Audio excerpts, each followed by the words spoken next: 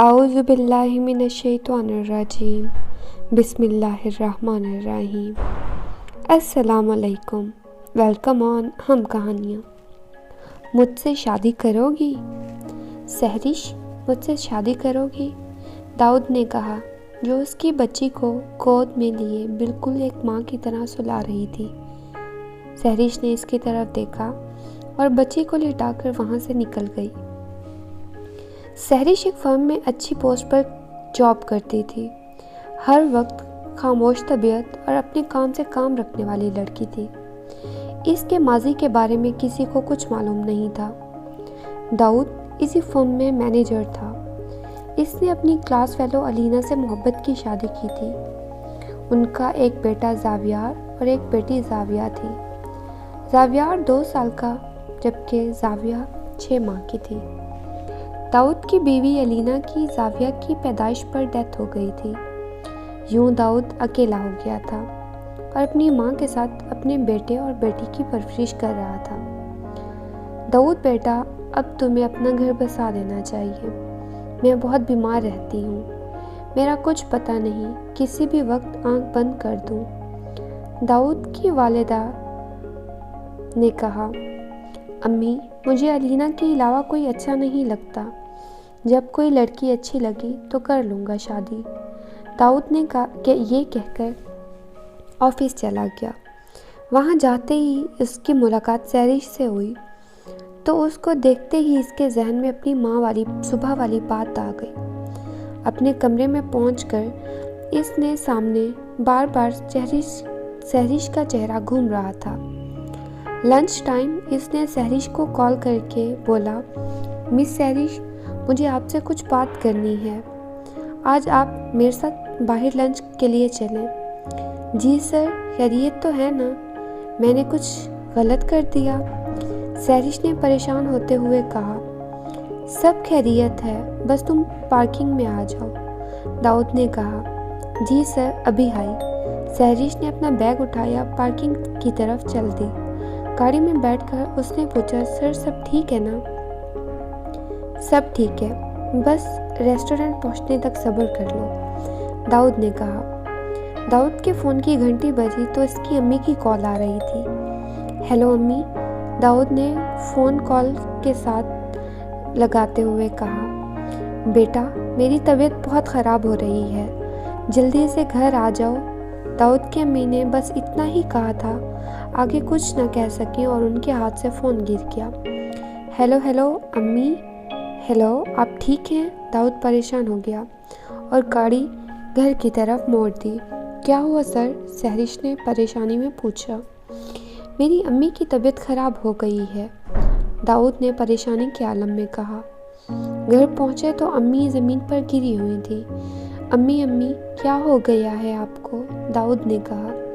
Sir, आप aunty को लेकर हॉस्पिटल जाएं, मैं बच्चों को देख लेती हूँ, सहरिश ने कहा। शुक्रिया सहरिश, दाऊद ये कहकर अपनी अम्मी को लेकर अस्पताल चला गया। वापसी पर उसको रात हो गई। घर में दाखिल हुआ तो खाने की खुशबू ने इन लोगों का इस्तकबाल किया। वो मुस्कुराते हुए अपनी अम्मी को उनके कमरे में छोड़ आया। फिर अपने कमरे का रुख किया तो सहरिश जावियार और जाविया के साथ बेड पर सो रही थी।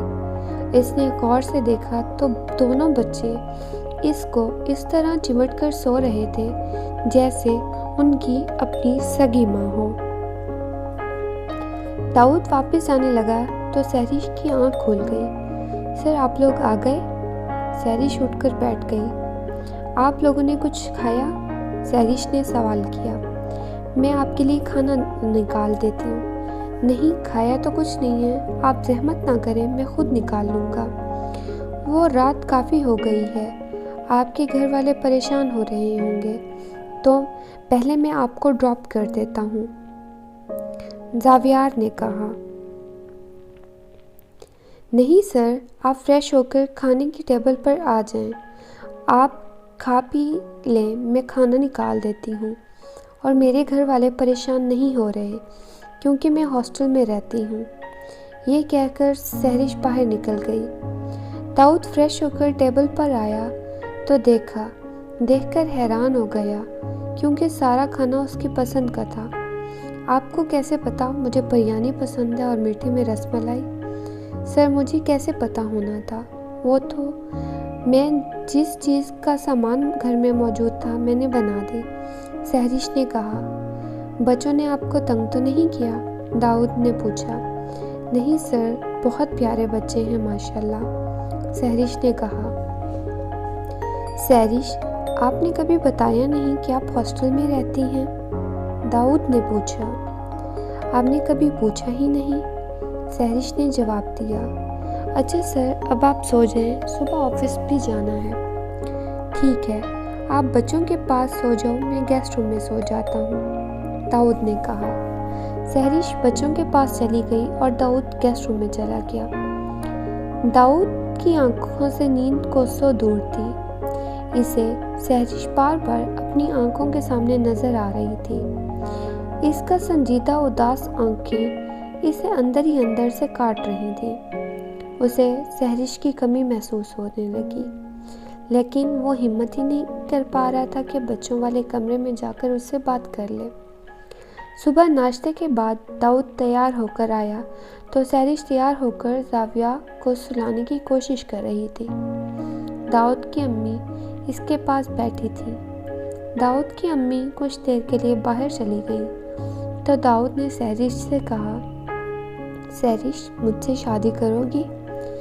سہرش نے اس کی طرف دیکھا اور بچی کو لٹا کر وہاں سے نکل گئی اور کوئی جواب نہیں دیا۔ داؤد اس کے پیچھے چل پڑا اور اس کو زبردستی اپنی گاڑی میں بٹھا لیا۔ مجھے جانے دیں، میں خود چلی جاؤں گی، سہرش نے کہا۔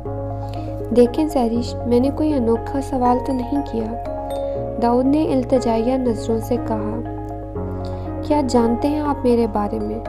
کچھ بھی نہیں، سہرش نے غصے سے کہا۔ نہیں جانتا تو بتا دیں، اور سچ پوچھو تو میں جاننا بھی نہیں چاہتا، داؤد نے کہا۔ تو سنیں، میں پہلے سے شادی شدہ ہوں اور میری ڈائیورس ہو چکی ہے، اور وجہ یہ ہے کہ اولاد نہیں ہوئی، جبکہ خامی مجھ میں نہیں تھی۔